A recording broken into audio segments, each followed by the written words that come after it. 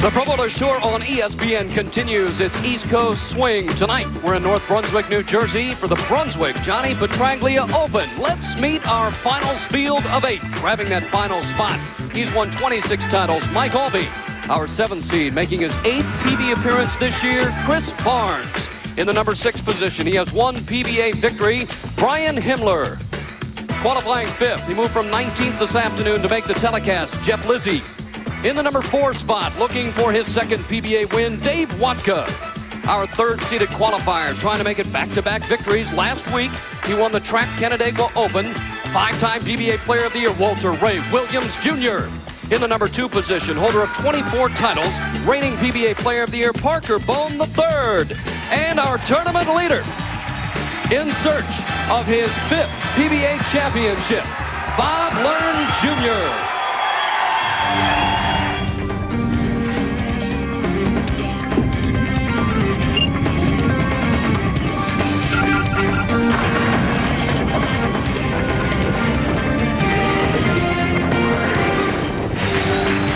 For the 10th consecutive year, Carolier Lanes has played host to a major PBA tournament tonight.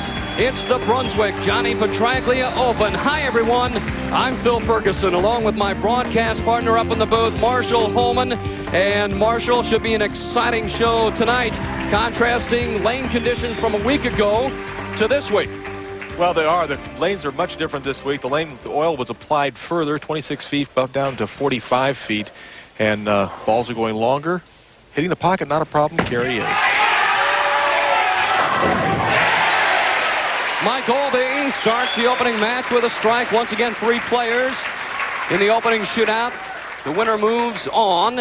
And we'll get a look now at the chief, Brian Himmler, out of Cincinnati, Ohio. Boy, he can turn it up. And perfect for the chief as well. Not showing a lot of emotion, saving himself for later in the match. Chris Barnes, talk about versatility. He can play just about anywhere. Yeah, he's got a great game, great mental and physical abilities. There they go. Late wood falling.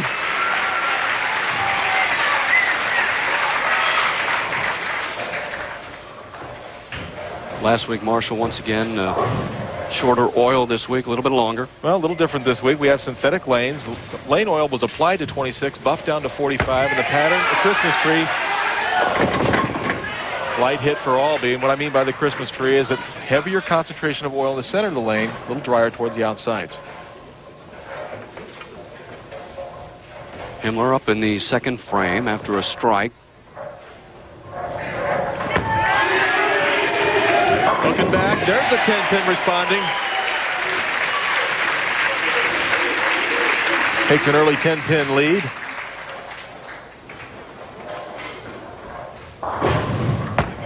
Aulby on the 1-pin spare. Boy, Mike Aulby making his 87th TV appearance. Only 3 players have more. Walter Ray with 117, Earl Anthony 114, and Pete Weber 91. Chris Barnes steps up in the 2nd frame after a strike.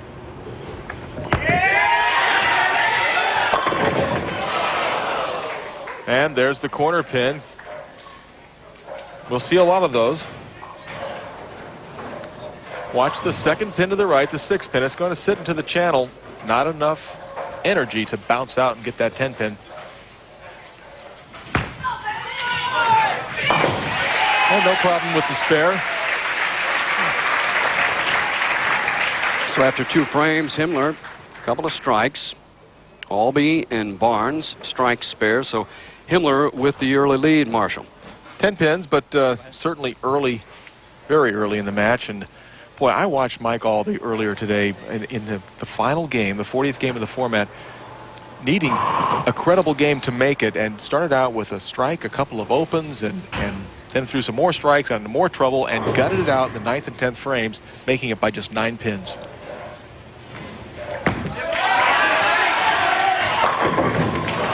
Boy, good shot. Solid 7. Aulby knows he made a good shot. 4-pin goes around the bottom of the 7-pin.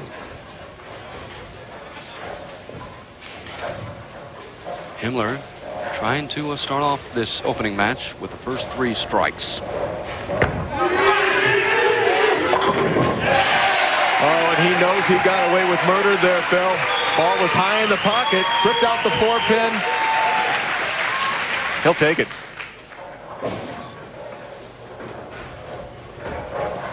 Aulby changing balls for the 7-pin. And no problem to spare. With Chris Barnes, strike, spare. Himmler out with the early lead. Once again for Barnes, another TV appearance this year, his 8th. And he leads. Oh, you said 8th, and there's a solid 8. And believe me, Phil, he has seen that before this week. But watch the ball drive into the pocket. Watch the 5-pin go straight back. Doesn't take the 8-pin out, and he can't believe it. Barnes has his own fan club called the Chris Barnes Fan Club. Can be found at bowlingfans.com/Barnes. But that 8-pin, certainly no fan of Chris Barnes. A tough break for the sensational U.S. amateur player. More in a minute. And we're back. Great fans here all week long at Carolier Lanes. As you can see, excuse me, Phil, Brian Himmler with a 21-pin lead over both Aulby and Barnes. Aulby up in the 4th frame.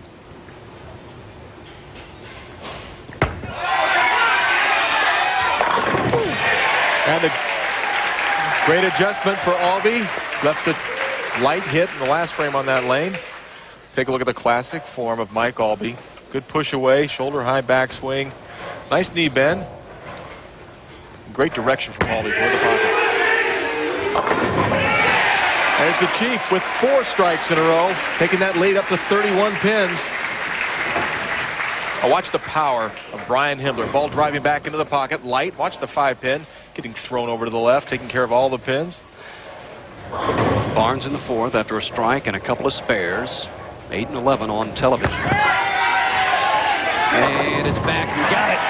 Yeah, same shot that Himmler just threw. Showing a little bit of power after that solid 8 in the previous frame.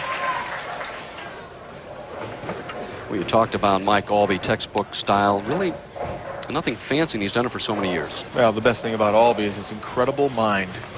Come on now, bring 10. Up. Yeah! Big double for Mike Aulby. Right back in it. Yeah, Aulby coaxing the ball back into the pocket. Right now, he's talking to the ball. He's saying, bring me 10, bring me 10. 7-pin response. Himmler, just a 10-pin. Now that certainly brings the other 2 players right back into it. Well, Himmler with the first shot that he hasn't struck on in the 5th frame. Barnes a little extra time up in the 5th frame.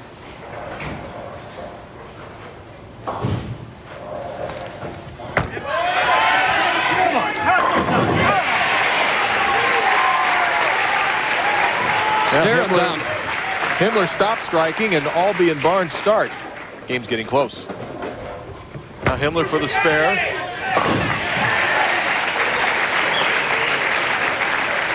Notice how hard and straight he throws the ball for the spares, as all the good contemporary players of the day do.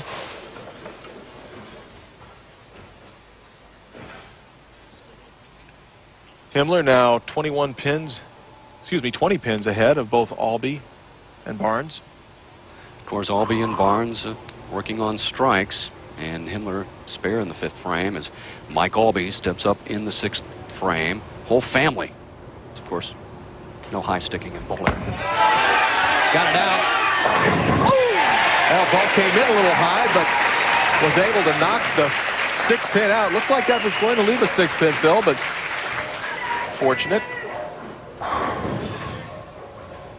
Himmler trying to get it started again. As you can see, he was 35th here last year. Much better in the year 2000. Right back in it. Himmler a little distracted, but the roll of Brian Himmler coming up just a little bit high in the pocket. 9-pin. Ball did not touch the 9-pin, but Something else helped it out. Barnes working on a double. And it hits. Oh, yeah, it does. Chris Barnes down by just 10, along with Mike Aulby, to Brian Himmler. Boy, Chris Barnes showed a lot of power on lane 70. Just whacks the pins right out of there. No problem. And the reaction. Well, a full day of college football action this Saturday on the ESPN networks at noon Eastern time on ESPN. Purdue meets Wisconsin, really in a Big Ten clash. Virginia Tech taking on Syracuse. Virginia Tech number 2 in the land at 7 o'clock. On ESPN 2 at noon, Illinois takes on the Nittany Lions of Penn State. Clemson versus UNC at 5:30. LSU taking on Mississippi State later on. Boy, some exciting college football, Marshall. Lots of games. And talking about excitement, we have it in the opening match here at Carolier Lanes. Aulby, he's got another one. That's 4 in a row. And now Aulby is tied with Himmler. Himmler started with 4 strikes in a row. Now Aulby has a 4-bagger of his own. High flush in the pocket for Aulby. Look at this. Oh, I tell you, he's a little over 40, but he can still get up there. He's a jumper. Always in great shape. Boy, Marshall, they were having some trouble carrying. Watching earlier today, no problem tonight. Well, they've got it dialed in. The Chief. High flush again in the pocket. Retakes the lead. It's now 10 pins. Barnes down by 20 with a strike and get it to 10.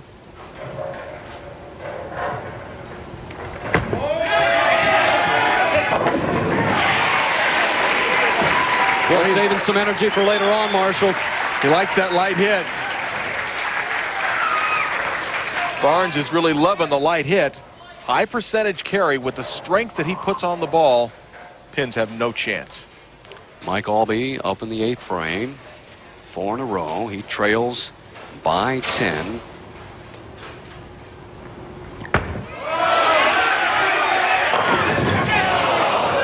And there's a solid 7-pin. And maybe just a little extra speed down the lane caused the ball not to hook in soon enough. Little bit of hang. Solid 7. Himmler with 8 match play appearances this year. High finish of 2nd in Latham, New York. And the Chief, after 4 in a row and a spare, now has 3 in a row in the opening match. Himmler with the possibility of shooting 279. Taking a look at Himmler. Taking advantage of his power. 4-pin the last to go. As Aulby picks up the 7-pin.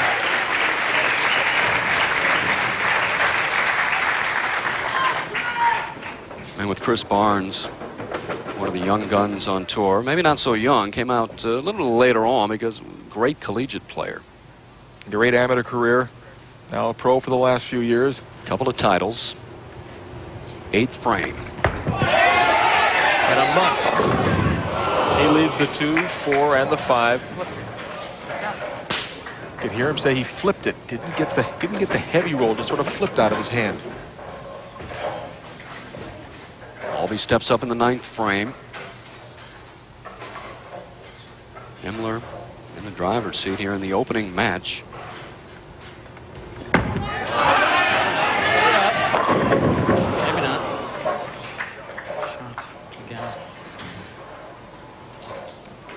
Well, let's take a look at what Chris has in the bag. The strike ball, it's a monster 4.5 pins to the axis with no extra hole. Stronger drilling gives Chris a little more length on the tighter back ends and his spare the target zone. Really better get back on target because it's Himmler now. Out in front is Aulby. No problem with the 7-pin. Now for Aulby, the best that he can shoot, 237. Right now, Himmler going at a 248 pace if he were to 9 spare strikeout. Yeah, that just about locks things up for Himmler. With a spare, he'd be shooting 250. The best Barnes can shoot 246.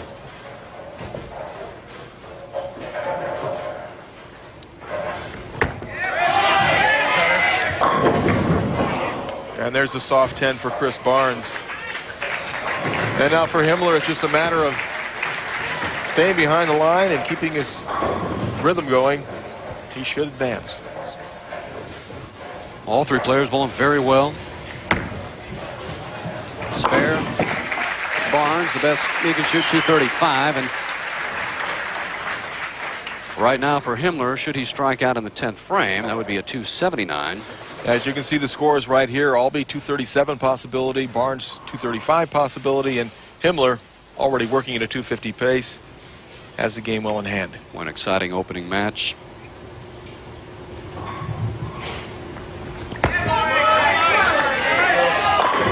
And finally able to kick that 7-pin out of there for Aulby. Well, after 2 straight 7-pins, this ball hooks up the pocket a little bit sooner. Kicks out that 7. And Himmler's got it all going now. One more, he'll be in the 270s. More importantly for Himmler, he's in the next match. Aulby inching close to that $2 million mark. Have to wait another week. Not going to do it this week. Yeah, he would have had to finish second or better to go over the 2 million mark, but well, what a career. Himmler, the winner. Match 1 as he gets lined up for match 2. Himmler will move on into our second match here from North Brunswick, New Jersey. It'll be Himmler taking on 4th seed Dave Vodka, 5th seed Jeff Lizzi when we come back.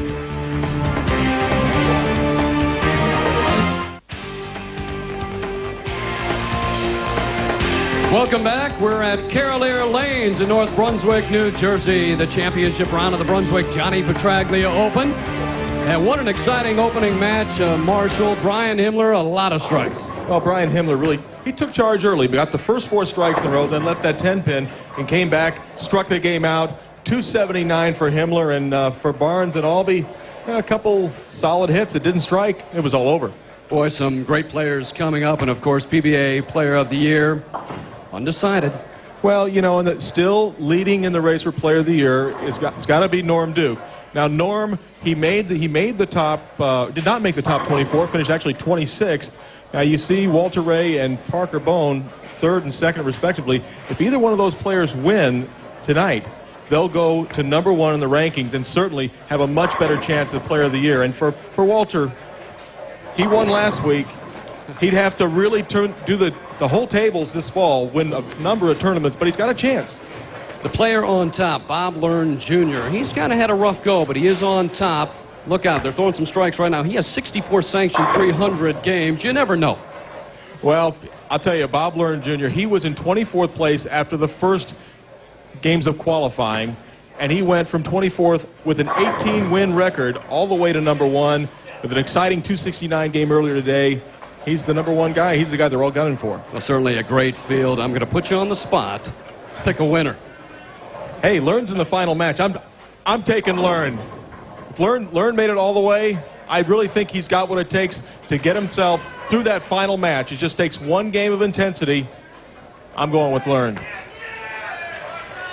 All right, Phil, back to you. Thanks a lot, Marshall. And we are just about set now for the second match. Boy, a lot of strikes in that opening match. They are finishing up their practice shots. Next week, boy, another great tournament, the Flagship Open, Erie, Pennsylvania. Still can get in on those Pro-Ams, so call that number on the screen if you're in the vicinity. And then Halloween night, Indianapolis Open at Woodland Bowl. Boy, just one great stop after another. I think I neglected to mention that this guy by the name of Parker Bohn, the 3rd, is bowling in this tournament. He's got 2 wins this year. If he could get the win here, he'll be rivaling Duke for a chance at Player of the Year as well. First look at Dave Vodka from Las Vegas, 5'9", 29 years of age. Power player, Vodka doesn't hook as much as a lot of the other power players, but he's got a real fast wrist, really puts a lot of roll on the ball. Of course, Jeff Lizzi right now out of Sandusky, Ohio. He's got a great game. They all do out here, but watch this guy throw the ball. Going with more hook. He comes in flush in the pocket. He came from 19th place earlier today to qualify 5th. What a run he had. Great 8-game block. You bowled a lot of games where you bowled a big game that first one. How tough isn't that second match? Oh, it just loosens you up. And it loosened up Himmler, left that 10. Well, Himmler makes a great shot to open the match, but 6-pin goes around the bottom of the 10. We've seen this ringing 10 many, many times over the years. For Himmler, the best he can do in the first frame is just make the spare. Second frame for Vodka. Vodka throwing the 5-pin into the wall. It's nice when you get that carry early on. Loosen, like you had mentioned before, loosens you up. This Himmler now attacks that 10-pin, no problem. Just underway in the second match.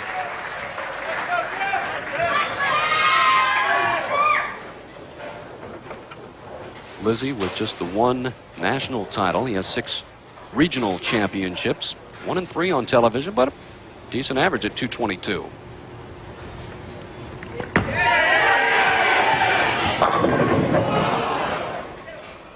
And that's the one thing he wasn't doing a lot of earlier today when he made that big move, was leaving the corner pins. He figured out a little niche in order to get them down, but we're on a different pair, freshly oiled, and it's hours later, so a lot of things change.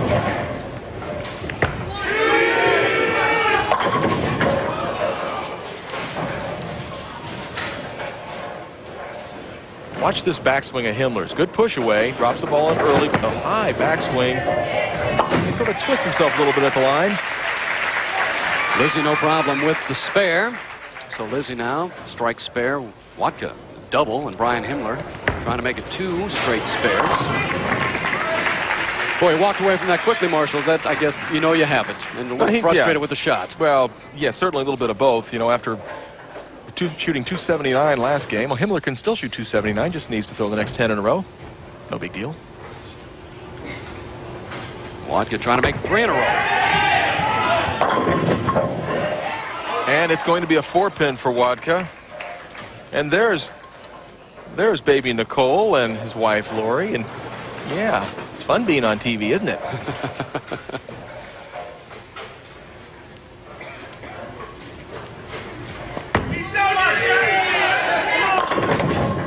Another soft 10 for Lizzi. Be 39 in the second. 10 pins behind this man right here, Dave Vodka. And there's an interesting looking ball. A lot of different looks with spare balls nowadays, Phil. As long as it gets the job done. Here's another one, Marshall. Boxing glove inside. And it just falls into the channel. Boy, he couldn't punch out that 10-pin. Well, very unfortunate mistake for Lizzi. The ball just, well, the lane was too long. Will it get the little kick of the 2? Boy, Himmler, everything went his way in match 1, and now struggling just a bit. Well, Himmler finds himself 11 pins in the rears to Dave Vodka. Lizzi down 21. And he threw that hard and straight and flagged the 2-pin, and that is a mental error. Should never happen. You just don't see players of this caliber missing single-pin spares. Well, you know, the 10-pin, you shouldn't miss the 10-pin, but it can happen. But to miss the 2-pin really is unforgivable. And, boy, it puts Lizzi and Himmler both in very, very bad situations. 21 pins down to this man right here, Dave Vodka. 4th frame. That's coming in a little high, but it holds pocket.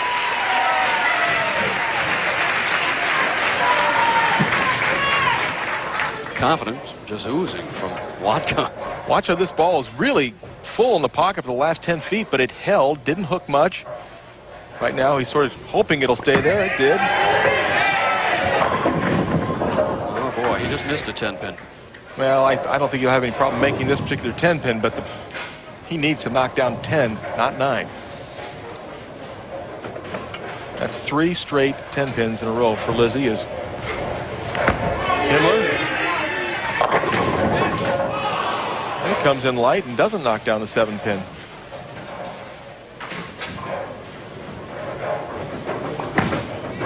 So again, as Vodka sits down, he's watching Himmler and Lizzi toss 9 counts.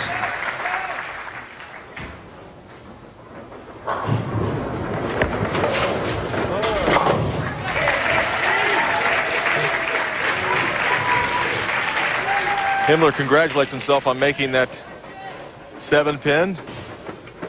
He stuck a little bit at the line, but hey, look at that. I made a spare. That's how you do it. Vodka up in the 5th frame, a double spare, and a strike. Brings it back, 4-pin. Coming up a bit high. Vodka right now working at a 209 pace, and boy, even though Lizzi and Himmler are having trouble striking, I just don't think 209 is going to be enough.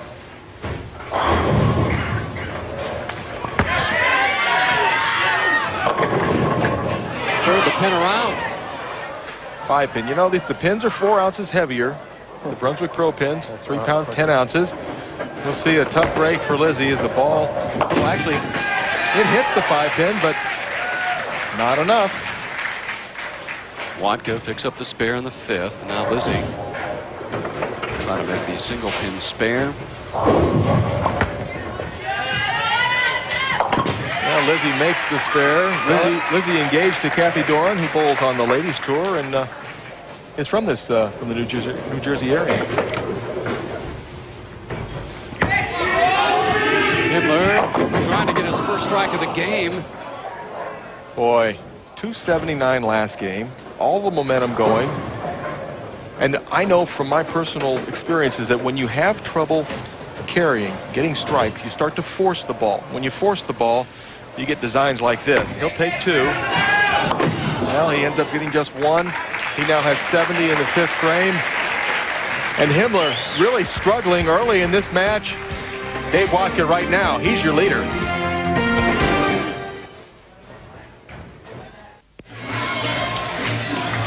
Well, we're back here at Carolier Lanes, North Brunswick, New Jersey, and Dave Vodka holds a 22-pin advantage.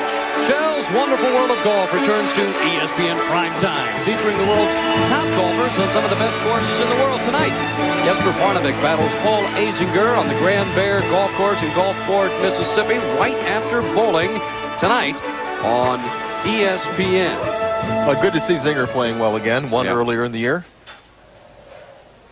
And Parnevik got that funny hat. What's the deal with that? Put that down.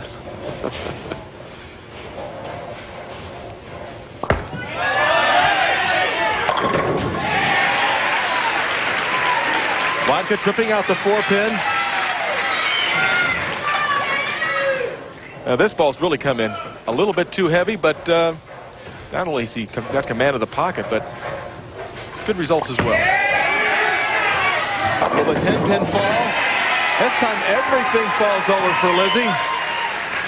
All right, Lizzi now with his 2nd strike of the match. Certainly not out of it. 22 pins behind Vodka. And Brian Himmler certainly struggling midway through the 2nd match. And that ball comes in high, and you know he's lost his form right now, Phil. He's scratching his head. The lanes are changing a little bit, but he's getting his elbow out a little too far out to the right, losing his leverage point, and his ball's hooking early. All of that spells disaster for Himmler. Vodka trying to make it 2 in a row. 6, 7, 10 for Vodka. Well, for Himmler, the baby split, put the ball in between the 3 and the 10. For a pro, should make it 2 out of 3 times. Or 2 out of 4. Didn't have the ball far enough to the right. Boy, Himmler, yeah, he has 3 opens now through 6 frames. And he's dug himself a very big hole right now. It looks like it's between Vodka and Lizzi, but Lizzi, the beneficiary of Vodka opening up with that 6, 7, 10. So Vodka with the open in the 7th frame. He has 137 through 7, and Lizzi with the double here. And That's what he gets. And taking advantage. Boy, I'll tell you what, that's what the great pros have to do. When they're given the opportunity, when that door is open a little bit, just a crack, you got to step right through it. Lizzi did it. Yeah, he didn't even use the doorbell. So here comes Himmler now.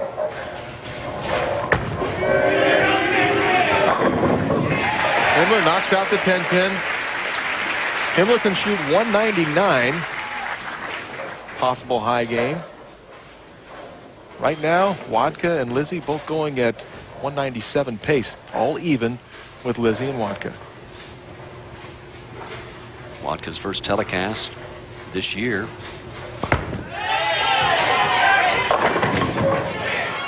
Well, he makes a good shot after leaving the split in the previous frame, but the ball not quite driving hard enough to get the 7-pin out. You watch the ball, just sliding a little bit. Touches the 5, but not enough power. Get out the 7. This is for the lead. Oh, that is the lead. But it's really been kind of a magical day for Jeff Lizzi, from 19th to 5th to the lead in this match. And look at Vodka flags it. Yeah, it's just unforgivable. You cannot give away pins like that. You know, even in the tournament proper, it's terrible. But on television, when the game goes by so fast, it's just suicide. Himmler up in the 8th. Out strike for Himmler. He's still there. It's not likely, but he's still got an outside chance. Going to the 9th frame, and Lizzi has put together 3 in a row, Marshall, and looking good. Well, Lizzi right now with a 21-pin lead. Vodka can shoot 206. Himmler can shoot 199. Lizzi right now working at a 207 pace. His possible 237 is the best that Lizzi can shoot. So certainly in command, Jeff Lizzi. In the 9th.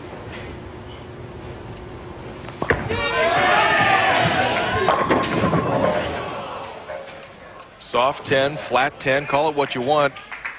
It's going to be no better than a spare for Vodka. Boy, midway through or through 6 frames, it looked like Vodka changed Now very quickly. Looks like this man right here. But he comes in high and leaves the 3-6-10. Not a good shot. You can hear him say, not a good shot. Vodka makes the spare.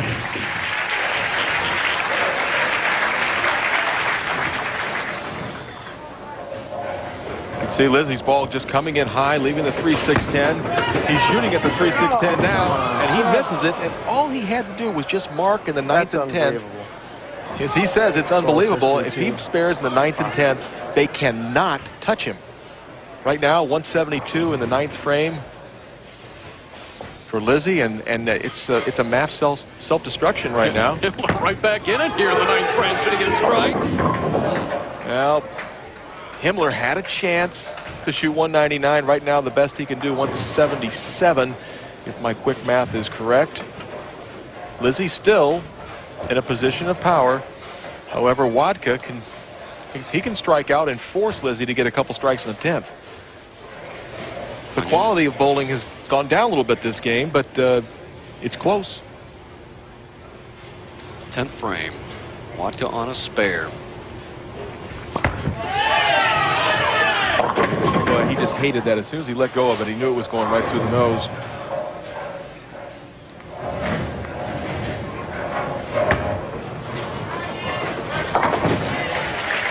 Himmler makes a spare, and it's very important for Vodka to make this spare. Still has a chance, I think, to spare and get just 8 pins. He'd force Lizzi to mark in the 10th frame. He got the spare. Yeah, picks up that spare. Any kind of a mark for Jeff Lizzi, he's your winner. He's your 7th done in this match. There it is. Not showing a lot of emotion. I think I'd be showing all sorts of emotion after that shot. He takes a deep breath and a little bit of a smile. You could just sort of, the corner of his mouth sort of came up a little bit.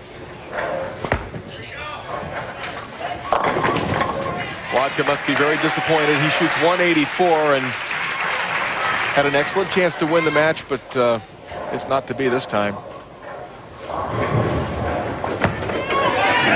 Second ball, and certainly enough. So Jeff Lizzi is the winner, but he's going to have to bowl a little bit better. Walter Ray Williams Jr. and Parker Bohn the third upcoming. Well, he's got stiff competition in the next match, and Lizzi right now trying to keep his form and get himself prepared, both mentally and physically, to take on those two superstars. So Jeff Lizzi moves on into our semifinal match. Lizzi strikes out for a 2-0-2, and he is a winner. We're coming back with Marshall's tip of the week as he gets to the core of the ball. Brunswick tip of the week.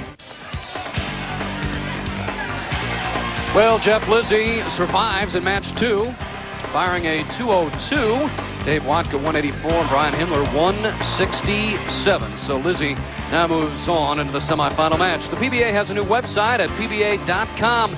Now you can get all the latest news from the PBA National, Senior, as well as regional tours. Read profiles on the tour's top players. All that and more at pba.com. Now time for my partner Marshall Holman with a Score More with Brunswick Tip.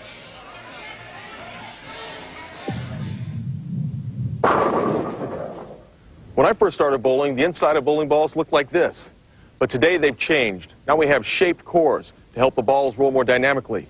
Now to explain this a lot better than I can, we have Brunswick's Research and Development, Ray Edwards. Thank you, Marshall, and you're right. If we went back prior to 1980 and looked at the inside of a bowling ball, all of them had a spherical core or a ball inside the ball. If we were to take and cut that apart and look at that core, we'd see that there was a heavier weight block material toward the top of the ball that was there to compensate for the fact that you're going to drill holes in that ball. As far as this design went, it was fine, but it wasn't very strong dynamically, so that no matter how you drilled that ball, it would do about the same thing on the lane.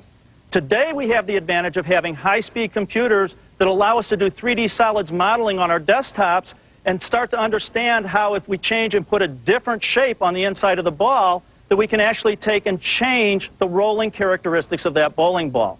As you can see, there's many different core shapes that can be used in the bowling ball, and each one of those has been specifically designed for certain dynamic characteristics. And in order to take advantage of those characteristics, how that core rotates as it comes off of your hand and onto the lane will determine how strong or how weak that ball will be as it rolls down the lane. When we come back next week, Ray and I are going to show you how you can find your axis point so you can take advantage of this dynamic equipment. Always learn so much. There's Hall of Famer. Hall of Famer Johnny Petraglia and his daughter Jamie. You know, he shot a 300 game earlier. This is his tournament, and he's enjoying himself. Well, if it's your tournament, you got to fire a 300 game. Coming up, Jeff Lizzi against a couple of heavyweights. Walter Ray Williams Jr. and Parker Bohn III.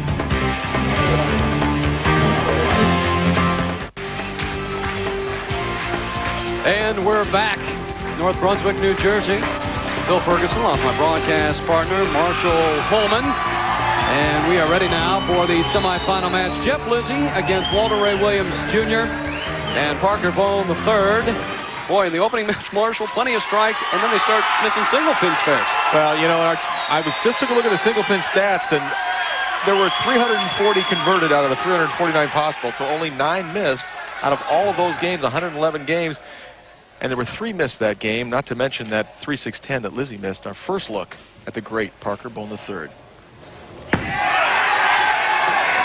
And a little high. All right, I'm going out on a limb. He's not going to miss this single pin. You can, I'm telling you. You don't believe me, Phil? Okay, what happens if he does? It just won't happen. Walter Ray Williams, who 31 titles, including last week's win in Canandaigua.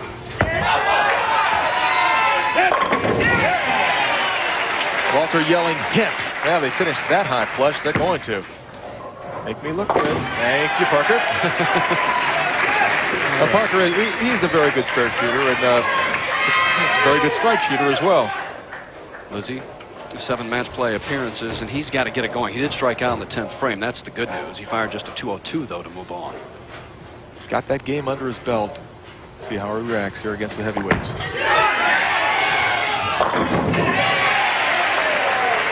And a fast start for Lizzi. Striking on lane 69. Bohn, 24 national titles, 14 regional titles. He's come out with a new book. Boy, what a great looking book, an instructional book, How to Master the Game. For really the beginners, the young children, the senior citizens. Something for everybody. And now it's a 3-pin for Bohn. Got to be careful. Bohn likes to throw the ball very hard. Has to watch his speed. Walter Ray with a double, and he has been on television quite a bit. A couple of years ago on the fall tour. Oh my gosh, yeah, he was on every week and won 3 of the tournaments. We see Walter's ball entering the pocket. 10 in the pit for the great Williams Jr.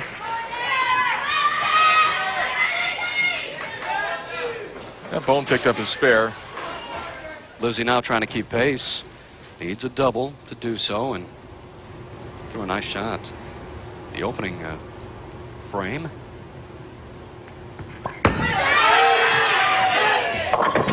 Boy, that ball faced up early. What I mean by that is it hooked right off his hand. Didn't get the projection down the lane. Ball through the nose, and Walter sitting there going, all right, got myself a little lead. Life's good.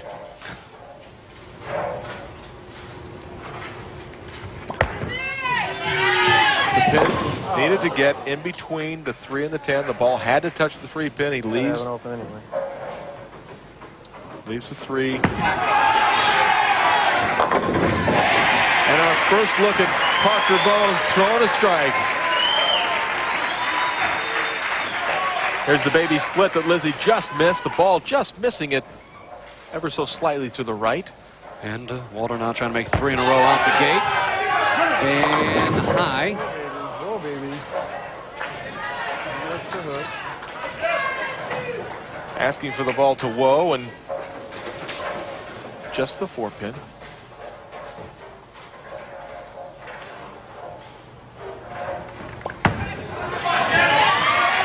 Lizzi bounces back with a strike in the 3rd frame. After that open. Come on. See if old Deadeye can make this 4 pin. That's his nickname.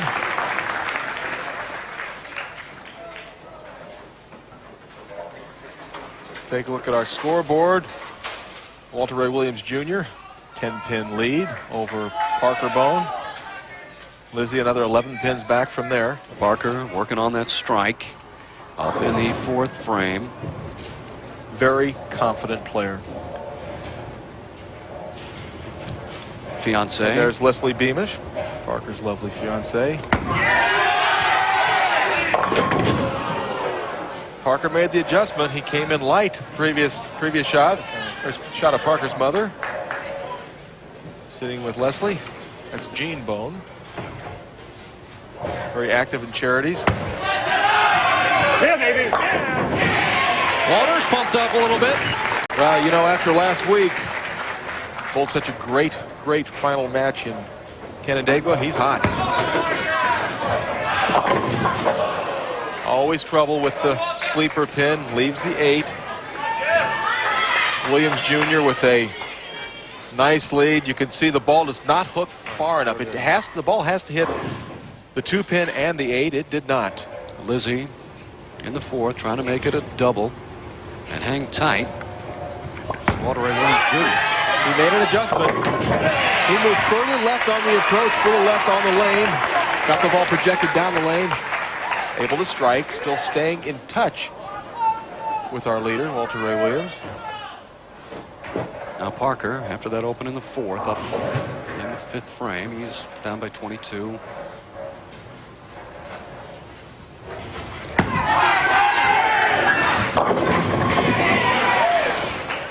Seven pin does not respond. I've seen this before. This is the highlight reel. That's where you go high on one shot and come back the other lane, you go light. I get it. Good, Phil. And Walter hiking up the pants a little bit. Same shot he had last time on lane 7. He leaves the 4-pin. Parker hard and straight. Hangs on, makes the 7-pin.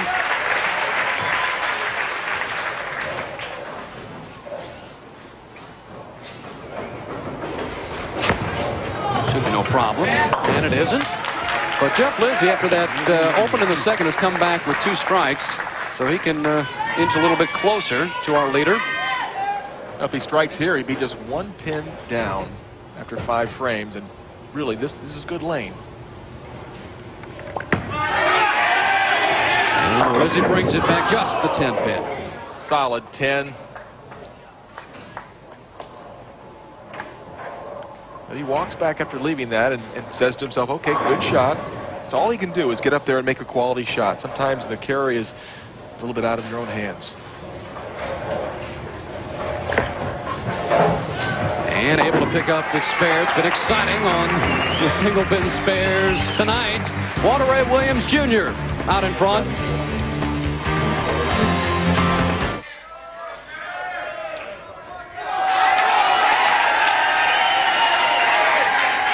Now let's take a look at what Parker has in the bag. It's the Brunswick Monster with a 4 3/4 pin to access. No extra hole. Now, this layout is a strong arcing ball and lets it read the middle of the lane. Lets Parker throw it at his speed. He likes to throw the ball fast. The spare ball, it's the target zone. He didn't need it after that shot. 12-pin advantage for Walter Ray Williams Jr. midway through this semifinal match. He gets up and he goes. Oh boy, that's not good. No, that is not good. Hook up, that's not good. And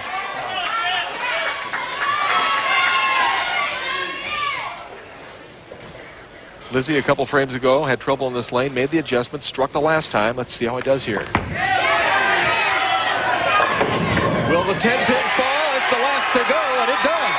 Well, now Walter Ray needs to pick up the spare. Watch the 6-pin. It's going to lay in the channel and just nudge it out. Walter needs to make this to keep his lead. Just gets 9. We have a new leader, Jeff Lizzi, by 3 pins. And, well, Parker's right in the game again. You know, he's just 10 pins down to Lizzi. Someone left the door open here at Carolier Lanes. Last match in this one, it's you take it, I got it, no, I don't want it. Transitioning lane. Parker leaving the 6-pin. And, you know, he just lives 45 miles from here, and he's a big fan favorite here in the New Jersey area. Ball coming in high, leaves the 6-pin.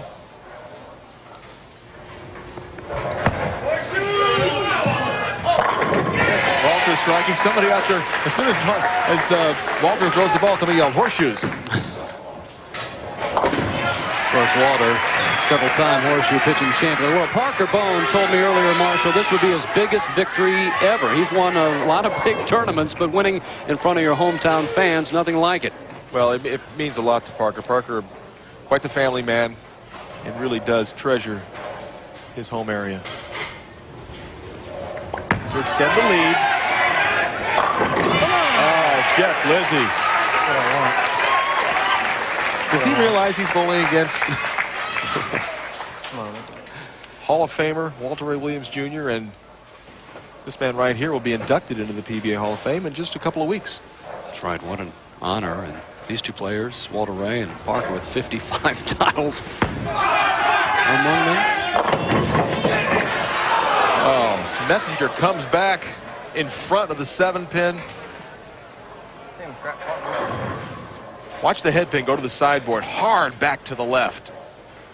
But it doesn't even come close to the 7. Walter Ray with the strike in the 8th frame. That's a double, and he's running it out.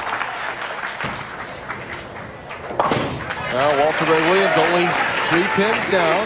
Lizzi had a 13-pin lead for just a slight moment.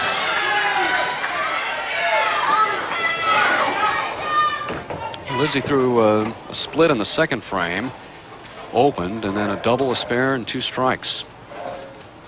Up in the 8th.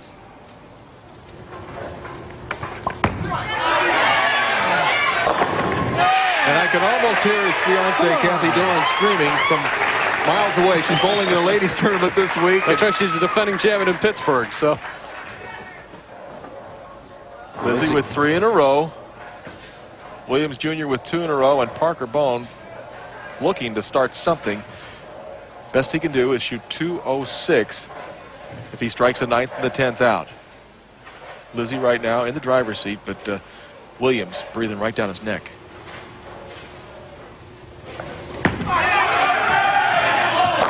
There's a strike.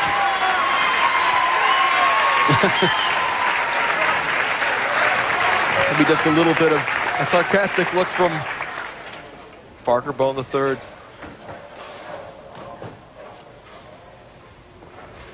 Trying to make it 3 in a row. Yeah, David. Yeah! Putting some heat on Lizzi. Well, that's Walter Ray's way of telling Lizzi he's not going anywhere. You see that concentration and that exuberance when all the pins fell over.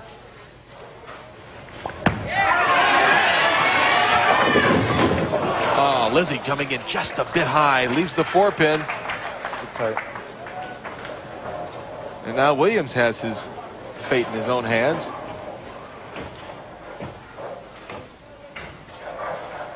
Good shot off the hand of Jeff Lizzi. Lizzi working at a 2:16 pace. Williams working at a 2:14 pace.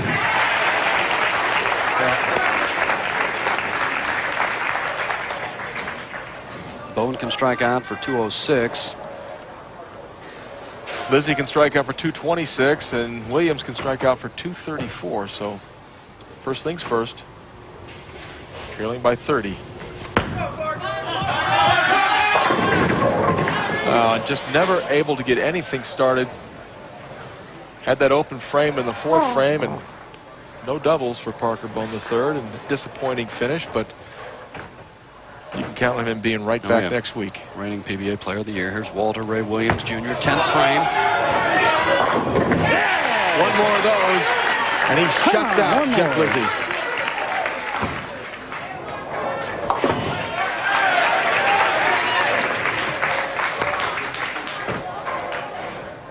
Needs a strike and 3 pins. Keep it up there.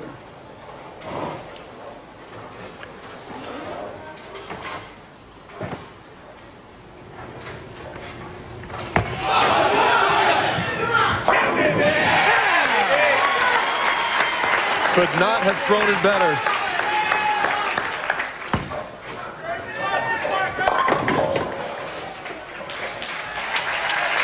And now for Williams, a matter of staying behind the line, getting 3 pins, and that's no task for a man who has won 31 PBA tournaments.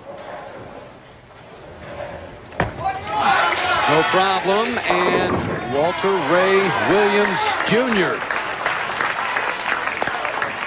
with a 233. He will move into our championship match and trying to make it back-to-back wins. Everybody forgot about him for Player of the Year, and still is going to need some help, I think, down the road here. But Walter Ray Williams Jr. moves on, and he will take on our tournament leader, Bob Learn Jr., when we come back. In our great sport, there are people who bowl and there are bowlers. The difference is right here in my hand, the American Bowling Congress membership card. Without standards or rules enforced by ABC, what do our accomplishments really mean? The greatest bowlers of all time have always been ABC members. It's important because it provides the credibility we all need. So when you go bowling, make sure you ask to compete in an ABC-sanctioned league or tournament. It's your assurance that you really are a bowler and not just going bowling. Let's go bowling with ABC. Back at Carolier Lanes, North Brunswick, New Jersey, Walter Ray Williams Jr. in the semifinal match. Needed it. Looking at it. Got it. No problem. Walter Ray moves on to the championship match, trying to make it back-to-back wins. As he won with that 233 game. Match 1, it was all Brian Himmler with that big 278. Match 2, Jeff Lizzi squeaked by with the 202. And then Walter Ray Williams Jr., 233. He'll take on Bob Learn Jr. for the title. Well, let's take a look at some of the other finishers here at the Johnny Petraglia Open. Brian Voss, Hall of Famer, made a real good run at it, but came up short, finishing in 10th spot. Rudy Kazamatkis, Rudy Revs, boy, I tell you what a buzzsaw he throws. He's fun to watch. 16th place. Jason Couch, he was in the running to make the top 8, and the last 8 games came down on hard times, ended up 17th. And Mark Wasabi, good young player from Charlotte, North Carolina. Never really got it going this week, finished 21st, but not a bad shot. Here we go. Walter Ray Williams Jr., Bob Learn for the Brunswick Johnny Petraglia Open title. Talk about someone that can twist it up just a bit. Opening shot.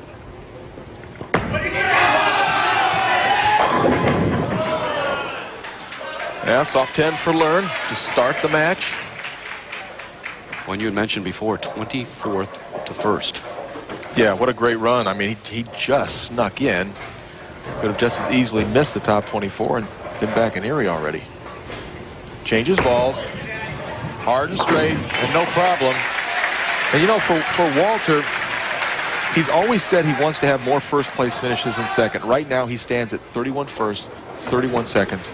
Here's your chance. Going to go one of two ways. Opening shot.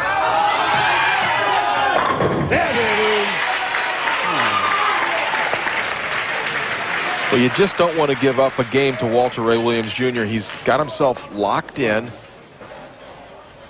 But even with, with all the titles, all the money that he's made, he still gets nervous bowling on television. So we'll just have to see if he can keep himself under control, take care of Learn.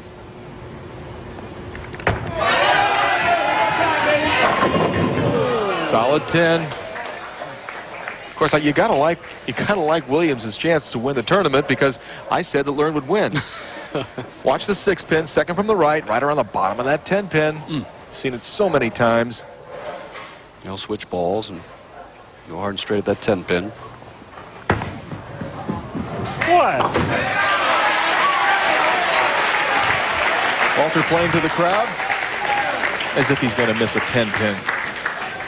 For Learn, 4 national titles, 20 regional championships. He's finished second on the national tour 12 times. Doesn't want to make it 13. 3, 6, 7, 10. It looks tougher than it is, Phil. The ball it's just like the baby split. You need to get the ball over to the right-hand side of the 3 pin. The ball will take care of the 6 and the 10, and the 3 pin hopefully goes over and knocks out that 7 pin on the left. For a pro, pick it up more than half the time? Well, about half the time. All right. Something distracted Learn. And of course, we're heading to Bob's hometown next week. Always great crowds in Erie.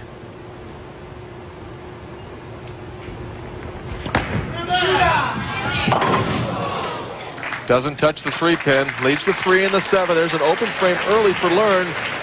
And for Walter Ray Williams Jr., quite a break. Learn gets up quickly in the 3rd frame. Spare and an open. Left the 10 pin last time on this lane. Now he knocks the 10 pin out. There's a spur strike. Don't look for Learn to panic early. He's a veteran player.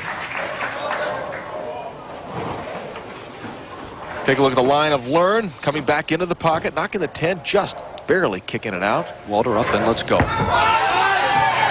And yes. That's better. I don't know. I like his game, Marshall, because he gets the ball. He knows what he has to do. He gets up on the approach and he goes. He never doesn't take any time. He's certain of what he wants to do before he puts the ball in his hand. And the other thing I like about Williams is that he throws the ball with such authority. Doesn't cut the shots off.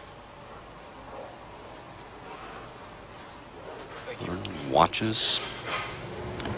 For a double. Coming in high. Just the 3 pin. Come on, you can't do that. Come on. And just made a poor shot. He admits it. He says he can't do that. Can't do that. Walter, 5-time player of the year. Only Earl Anthony with 6 awards. Better. as he picks up the spare. So Walter strikes spare, strikes Can't spare. do that. Come on. And Learn has a chance to double. Cut the lead to 6 with a strike.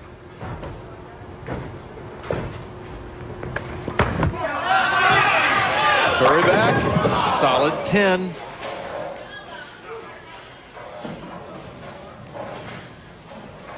Bob Learn, known as Mr. 300 because he's so prolific in the amount of 300 games that he shot, and bowling against Walter Ray Williams Jr., who is the all-time leading money winner on the Pro Bowlers Tour. He picks it up. 64 sanctioned 300s for Bob Learn.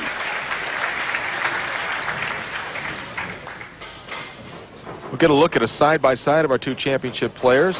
Learn with that one-handed delivery. Walter kind of cups it at the start. And they both come up a little bit at the foul line. A little similarity between the two of them. Look at those steely eyes of Walter Ray Williams Jr. Strike for Learn on 69. He's staying in touch. Just a 16-pin lead. Walter has thrown strikes on this lane, first and third frame, so now he's up in the 5th. He likes this lane. Trouble on 69. Walter getting slow. He was fortunate he broke down the split here in the 5th frame. He broke down the 4-pin, tripped it in the 3rd frame. Still get much in there. Come on. Ball coming in high. Oh, so close. Look at that. There's the 4. There's the 7, and there's the 10, and the 10 just falls out. As he picks up the spare, Marshall, Walter certainly doesn't have many flaws in his game. Is it just sometimes he does get a little bit slow? Well, yeah, I think that is nerves. When you get slow in a championship match, a lot of times it's just that you get a little bit too excited.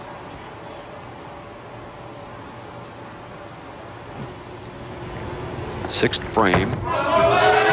Came in high last time on this lane. That's it. No problem for Walter Ray Williams Jr. Strike in the 6th frame.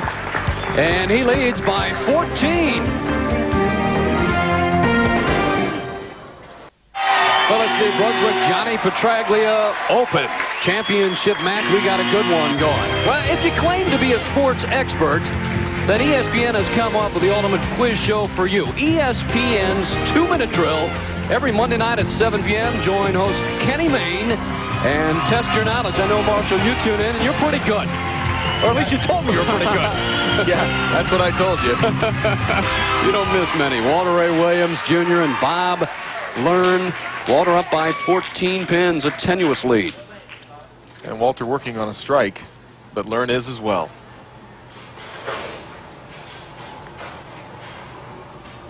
Learn can cut that lead from 16 to 6 with a strike in the 6th frame. Went for a re-rack, didn't like the way they were set. Players allowed to have a couple re-racks a game.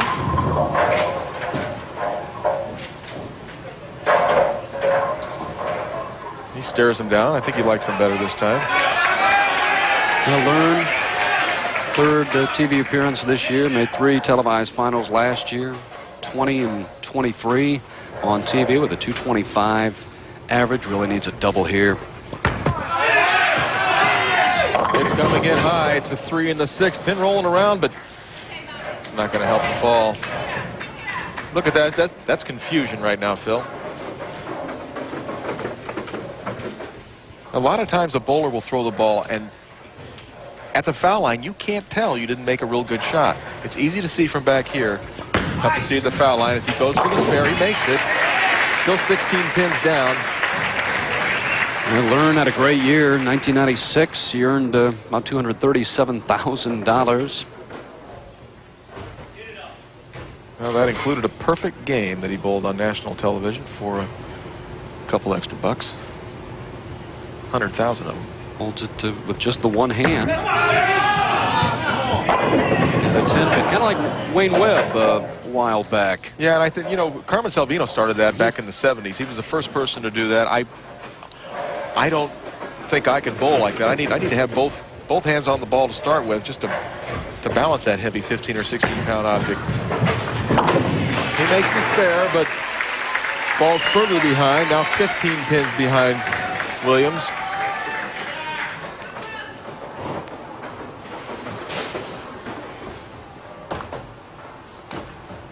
7th frame for Walter. Trying to make it a double. Look out. Come on. There's Dean Schuler, general manager of Brunswick Carolier Lanes, and really done a great job, made everybody feel at home this week. And tell you what, this place is looking great. Great remodel. 10th straight year that the pros have been coming to Carolier Lanes. And this man trying to go 2 straight weeks. Back-to-back wins. Back in the hunt for PBA Player of the Year.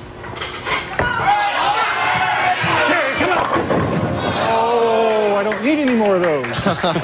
Well, I understand. I understand just how you feel, but you got one.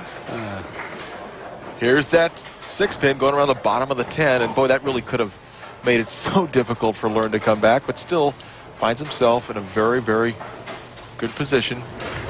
Leading by 25 with the conversion. He makes it. You know, if Williams missed a single pin, that would be a story. Learn up in the 8th frame. It really needs to get a couple of strikes here. It is tough lane. That leaves the soft 10. Right now, the best that Learn can do is 2:02. Williams Jr. working at a 2:07 pace. Pin sits in the channel, not able to knock out the 10-pin.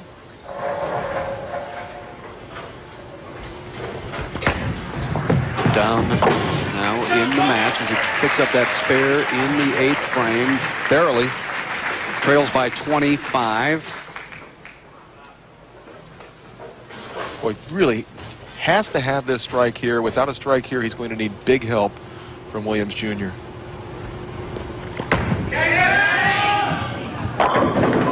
And another soft 10-pin. Yeah, I think I understand what you mean there.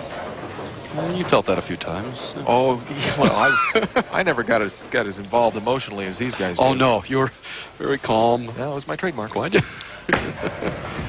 As he makes up the spare. It makes the 10, and he made it really in disgust. He throws the ball, and he just turned around immediately. Didn't even want to watch the ball roll down the lane.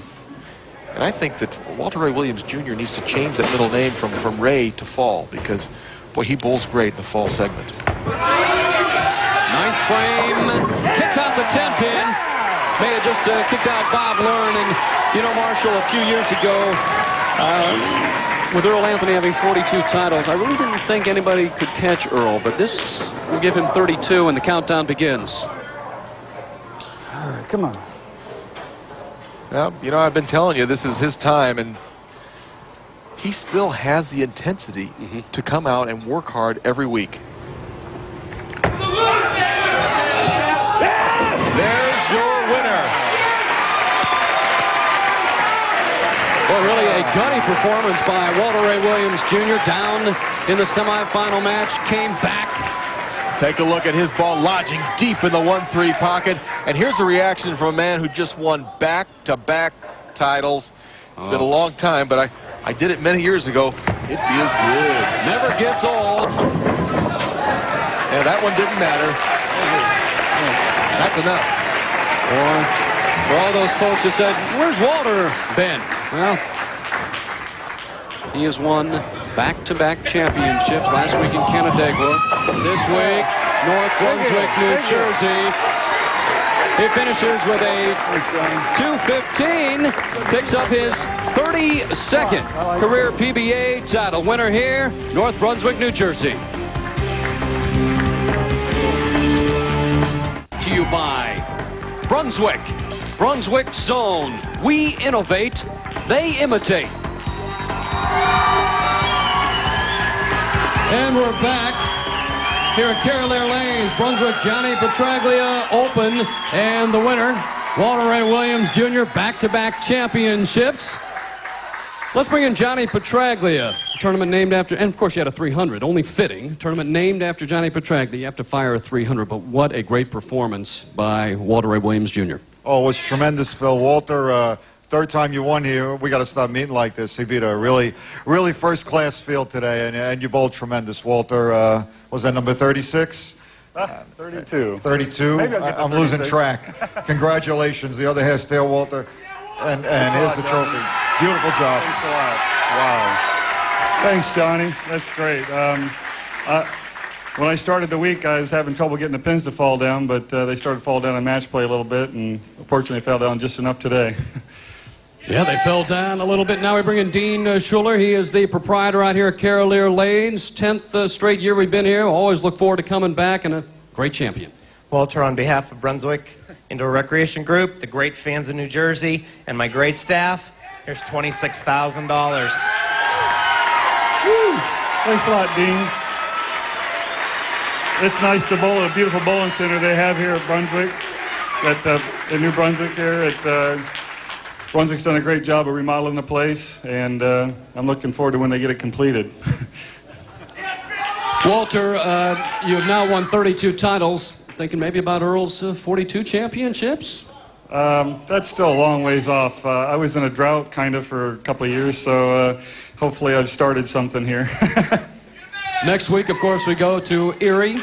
Maybe 3 in a row. You love the fall tour, Walter. A couple of years ago, you made 7 telecasts. I've had some pretty good records the last couple of falls, but you can't rely on what you've done in the past. You got to keep doing it every week, and hopefully I can continue doing what I've done the last couple of weeks, plus what I've done at Erie. So, and then Indianapolis, and then Chicago, and then Texas. Let's hear it for Walter Ray Williams, Jr., winner of the Brunswick Johnny Petraglia Open. Be sure to join us next week when we travel to Erie, Pennsylvania for the flagship Open, live at 8 p.m. Eastern Time on ESPN. Coming up next on ESPN, Shell's Wonderful World of Golf. Jesper Parnevik meets Paul Azinger. Should be a dandy at the Great Bear Golf Course. For Marshall Holman, I'm Phil Ferguson. We'll see you next week in Erie. Your winner once again, Walter Ray Williams, Jr.